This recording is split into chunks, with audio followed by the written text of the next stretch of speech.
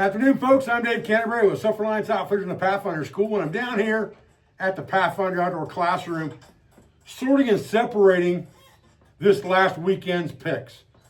I should say last week, basically Tuesday till Friday.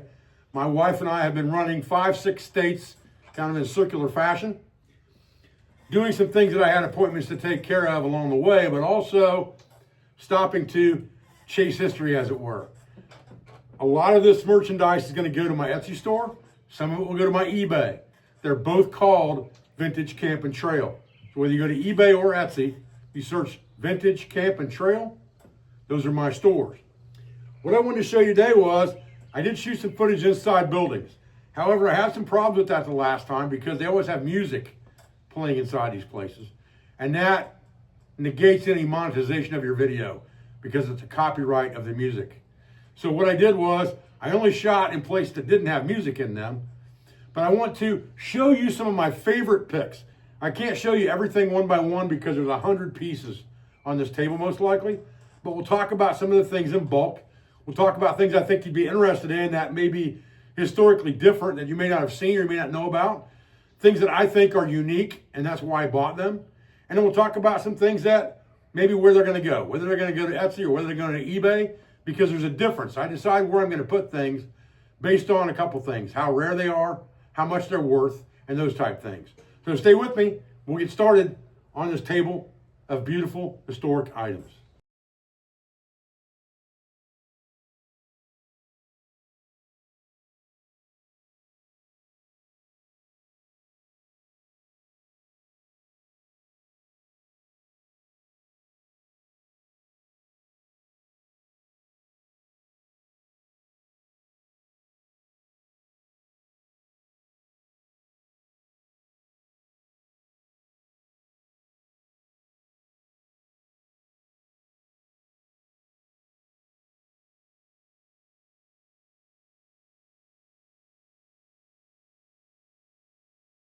Now, one of the things that I love about this whole picking thing for me, that I do differently than probably anyone else that I know of for sure on eBay or Etsy.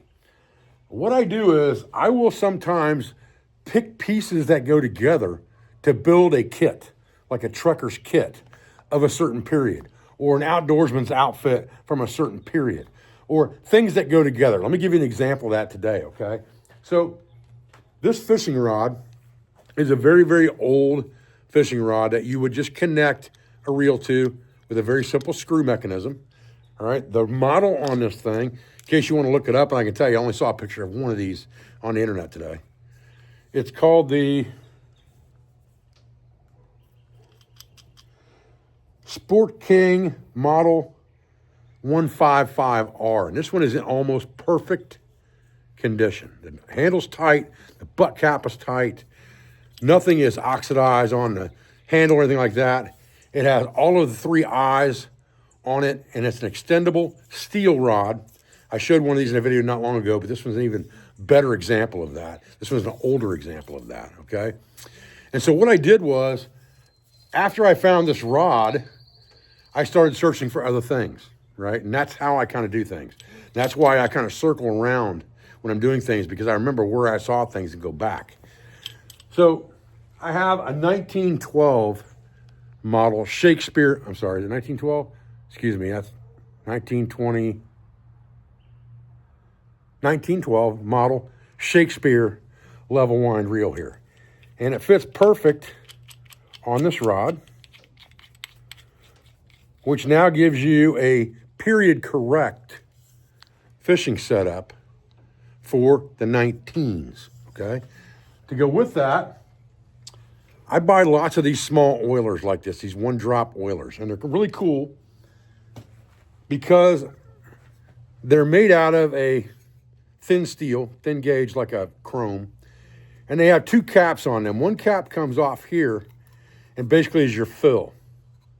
And you can see that little needle sticking out of there, okay? And so what happens is when you take the upper cap off of this thing, I have it screwed on there pretty tight, what you have is you have a needle oiler here, if you can barely see that probably, and you also have a pinpoint oiler here. And you can see it's got pops on the side of it to pop out. The unique thing about this one is, if I can get this back in here, hard for me to see that at my age. The unique thing about this particular one is it says Shakespeare Company right on it, okay? So to me, that screams sell that together. Shakespeare Oiler, Shakespeare Reel, with an old, antique, great condition, steel, retractable fishing rod. So I would put that together as a kit.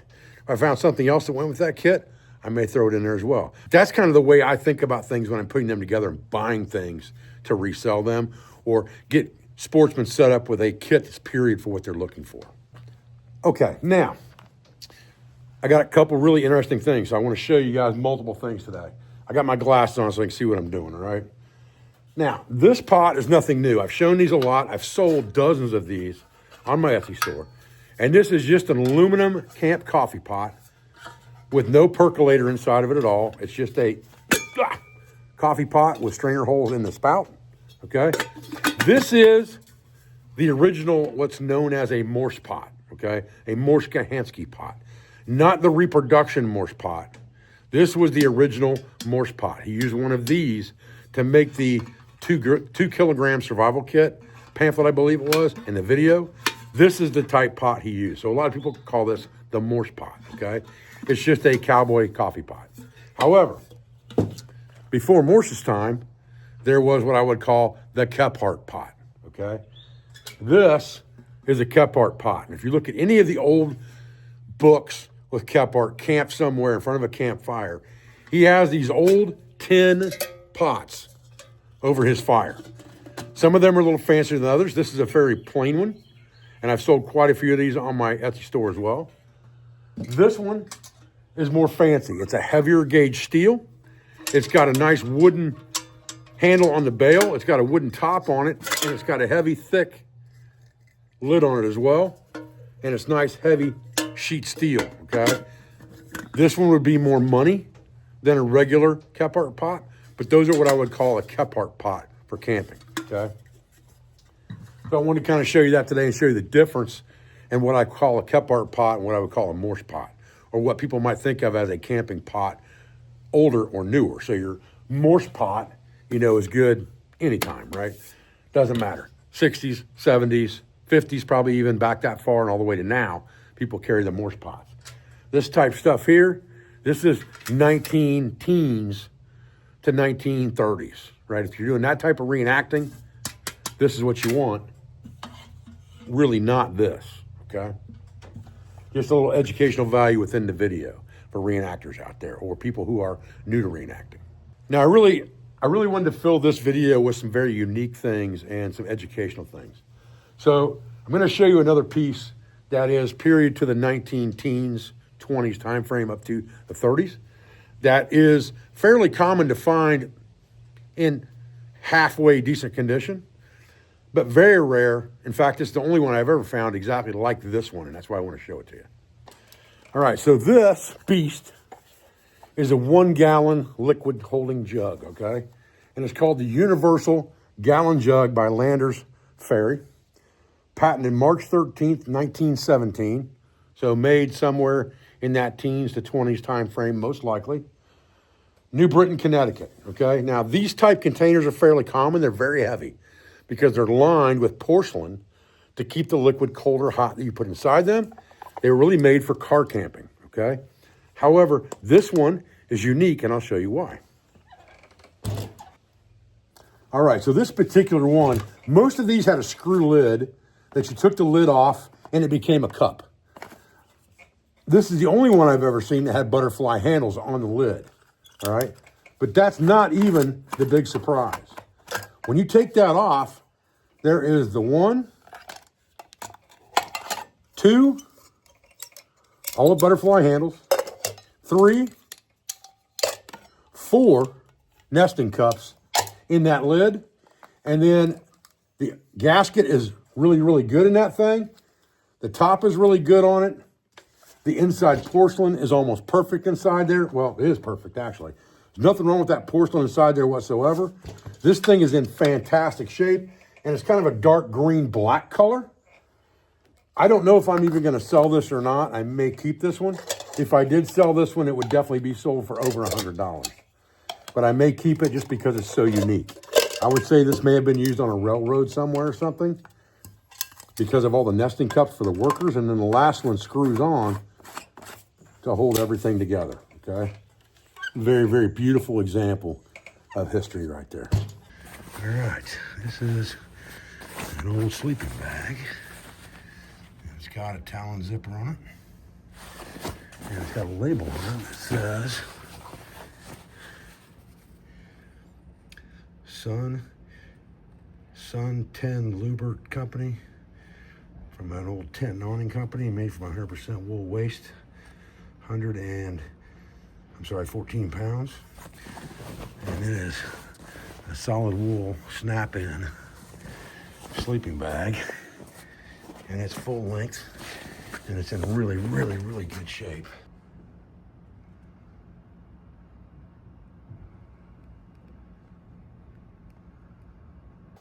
All right, this piece here is also very, very interesting, okay?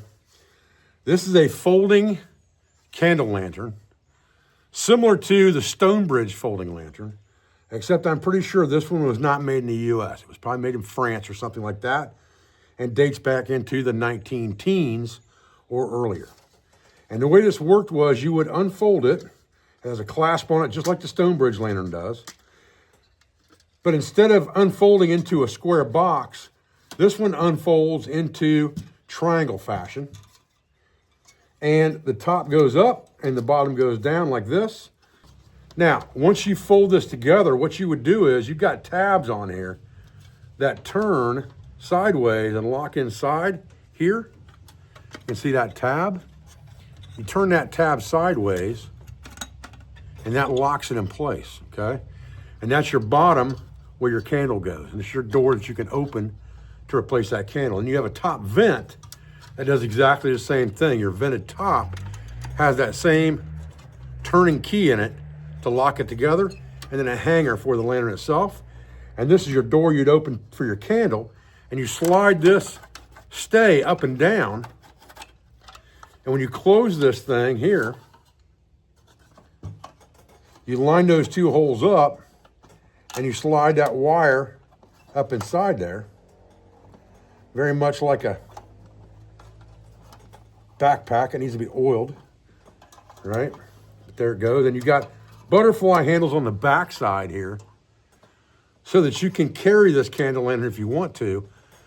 And you can see it's got mica, just like the Stonebridge lantern. This one's in really, really good shape. So I'm trying to be really careful with it, okay?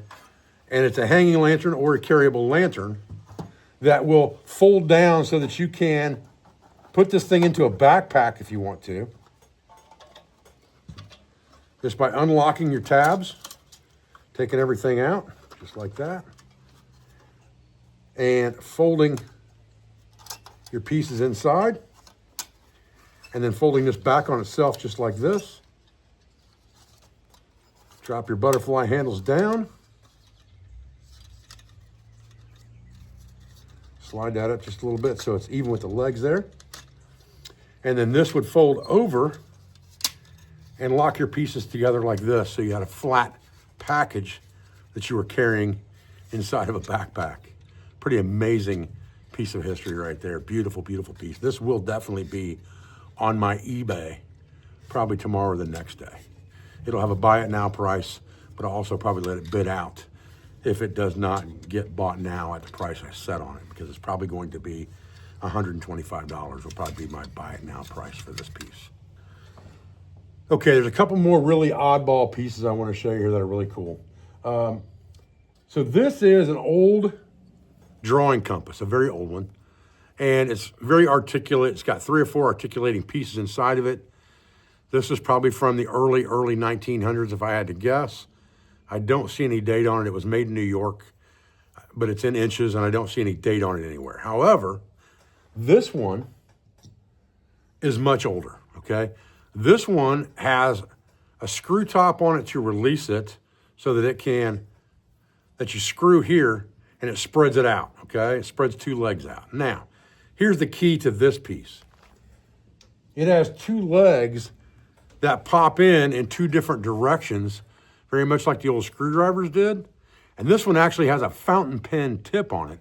That's how I know how old it is. On one side, a pointed tip on the other, and then a pointed tip on this side or a pencil, right? So you have a pencil, 2 points, and a fountain pen. So this could be fountain pen or point. This can be point or pencil, depending on how you set this up. And they just slide into the compass itself and push in and spread out to lock, just like that. So if you want 2 points, you put the fountain pen and the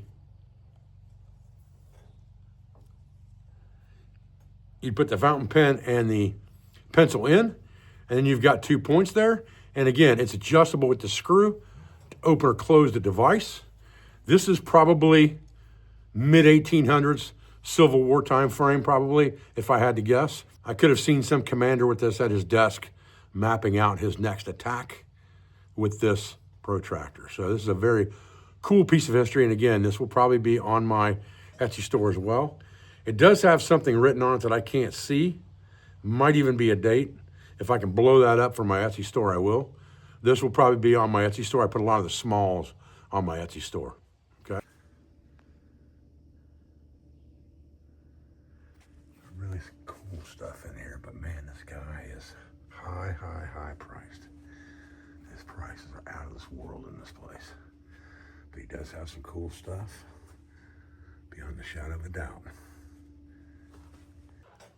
Now, this is not anything crazy, but it's kind of unique in that I've never seen a pocket compass that operated the way this one does. This is a pocket compass with just like a watch tab on it here. It does have a locking mechanism on it here to lock the needle so that it doesn't move around when it's in your pocket. The cool thing about it is if you look at it, it's got that needle that moves in there. But at the top, it's got a dial. And when you move that dial, there's a needle here with glow-in-the-dark tips on it that actually moves independently with that dial so that you can actually put needle in the doghouse per se. And this compass was made in Germany. I have no idea how old it is. I'm going to say it's fairly new, probably post-1950s, 60s time frame. But it's a very cool compass that I've never seen operate the way this one does. And that's the reason I grabbed it. I don't know yet whether I will let this one go or not because I do collect compasses. So I may keep this one. We'll see.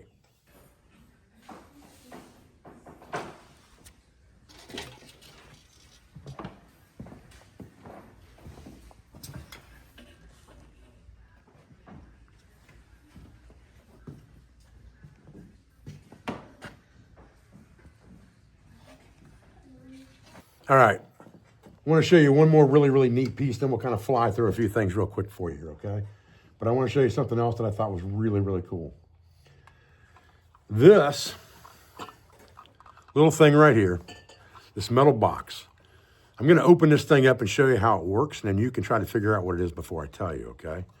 So you open this lid, and you fold it open here, and it basically sits like this, okay? The lid's open, the flap's open. You can slide this out to here so that you can light it. And it is an alcohol-based lamp, okay, as far as that goes, or burner, alcohol-based burner, okay?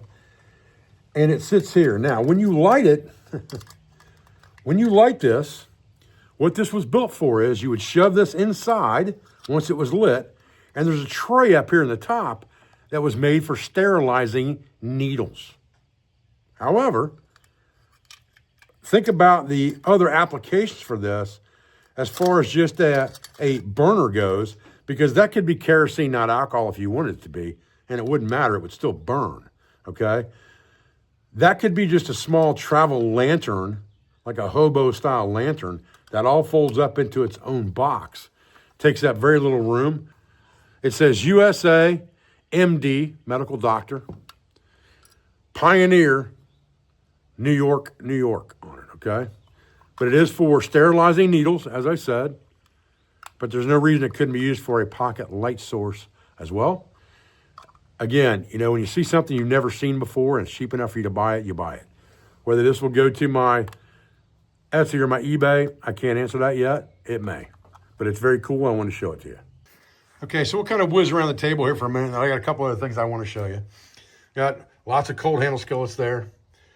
This is kind of an odd piece of cookware here. This is an egg poacher, a 5-egg poacher. So it has a handle that's deep enough to go into a skillet or a pot of boiling water.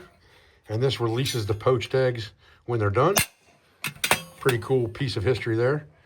Old potato masher. Tongs, I always buy them whenever I find them, especially if they got advertising on them. Those are always great pieces. Got some hair clippers here. Early 1900s hair clippers. Got 3 sets of those. Those are always great for reenacting, things like that. There's 3 more oilers right there. One of them is a little bit odd. I've never seen one like this before. But it's the same type of oiler with the needle in it. A set of 1920 nail clippers right there and 2 beautiful Valet auto strap razor sets. Those boxes are made out of metal that those razors are in. And this one here was basically new in the box. Has the strap for the razor and everything with it. There's a cast iron fish scaler right here. Kind of an oddball piece. Nice double-sided sharpening stone. This is an old J.C. Penney's thermos that has the cork lid on it. Here's an old flashlight right here that is in really, really good condition on the inside. I haven't put any batteries or a bulb in it yet, but it's a pocket flashlight, probably from the early 1930s, somewhere in that time frame. All this kind of stuff I just love. You know, this is not really old. This is a Cabela's brand coffee pot, but it's really, really heavy duty steel, and it's got an extra percolator top inside, new in a package. So it will definitely sell. It would definitely be great in any hunting camp. This piece over here is one I wanted to show you. Okay, this piece over here I think you'll find interesting. This is a Benzomatic propane stove, and I don't think it's ever been used. I think most of this is just from lack of proper storage because it has all the original paperwork inside of it. Has extra seals inside there. You can tell the windscreens have never been burnt. It doesn't look to me like the grill top has ever been burnt. It sits in there this way, sideways. I don't think that's ever been burnt. Everything about this thing is immaculate. It's even got the original labeling there on the back of the stove. And everything works in here. The hosing and stuff is brand new. It works really, really well. It just plugs into the side right here. It snaps in, just like that, and snaps out. Again, it's like brand new. So I'm pretty sure that this stove was probably never fired. And this will probably also be on my eBay, not my Etsy, okay? There's some old Civil War wooden dominoes there. Again, those razors. I just picked up these pencils because they say Pennsylvania Railroad on them. So I was going to give them away to some of my buddies that do hobo stuff. James Bender and those guys love that kind of stuff. I picked up a bag of Pennsylvania Railroad buttons off the uniform. I figured James would get a kick out of those too. This is a package of Nico germicidal soap that's never been opened. Pretty cool. Picked that up. All right. And then this is a reproduction of a dandy kerosene jug from the 1800s. Again, this is a reproduction, but it's a really nice reproduction. Even the reproductions of these things go for quite a bit of money. I'll probably put this one on my eBay. I don't know yet for sure. I may decide to keep it. Like I said, it's in really, really good shape. It's actually in pristine condition. Everything about it's beautiful. And it definitely looks the period for sure, okay? It's this old bee smoker right here, this old antique bee smoker. You can see the square nuts on that bad boy. It's in really, really good shape. All the leather's in really good shape. Picked it up for myself, for my bees. And there's some shotgun cleaner right here that goes on the end of a rod. And I've got the shotgun cleaning rod right here, brand new outers with the scrubber on it. 3-piece wooden rod. I always buy those whenever I can find them. Any of that old shotgun kind of stuff always seems to sell well, so I buy it whenever I can. I think there's some video clips of this sleeping bag possibly in this video. This is a wool and canvas sleeping bag, probably from the early 1930s. It's definitely pre-World War I, or definitely pre-World War II, excuse me, because it has a Talon zipper on it. That makes it pre-World War II for the most part. So probably 1930s, mid-1930s. It's a civilian camping bedroll sleeping bag. And it's in pristine condition. So this may or may not go on my Etsy, but I have a couple other ones that I'm going to put on eBay this coming week. Guys, listen, I appreciate you joining me for this video this afternoon. I made up with this stuff. I love it. I love history. I love finding historical items and putting them back in someone's hands that's going to use them. So they're not just collecting dust somewhere or sitting on a shelf. I like to get stuff into people's hands that they want to use or for their private collections as well, but more so they'll go out and use this stuff because it's still just as usable now as it was the day it was made. Because if it's not, I generally don't buy it. That's just a fact. I'll leave it be if I don't think I can take it out and use it. Now, I got one more special thing I want to show you before we leave, so hang on a second. All right, guys, so this is my favorite find of the weekend, to be honest with you. This is a Dietz Fire King lantern. And these are kind of the prize of Dietz in my mind in a lot of ways. They're just a heavy-duty, bulletproof lantern. They got a heavy handle on them, got a heavy cage on them so they don't get broke.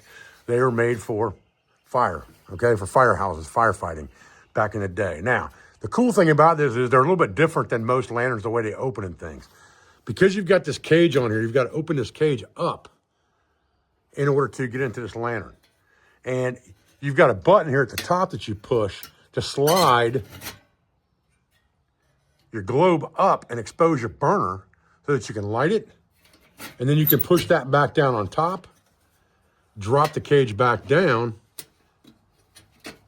and lock it down. And it's got a very small fill hole right here, typical of the Dietz fire lantern. This thing is in great condition. Really, really great condition, actually. And again, it's got one dent right here.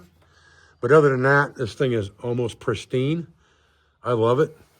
It says fire department right here. Dietz King right here. So it's a fire department King lantern. It's got fits-all red glass in it from Dietz in New York. Stamped fits-all glass. And I just love it. I don't know if it's going to go on my Etsy store or not. It may. I may keep it for my collection. I don't have a Fire King in my collection. But then again, I can only collect so many lanterns. All right, guys, listen, I appreciate you joining me out here today for another episode of Chasing History. And I hope you're enjoying these video vlogs on going out, picking stuff up, looking through antique malls, finding historic items and getting them back in the hands of people that use them. I love doing this stuff. I love researching the history of it. I love getting them back on the market for people. And I just am a history buff to begin with, so it's very, very enjoyable for me. And I hope you're enjoying the videos. I appreciate your views. I appreciate your support. I thank you for everything you do for school, for family, and for business. All of our sponsors, instructors, affiliates, and friends. And I'll be back to another video as soon as I can, guys. Thanks.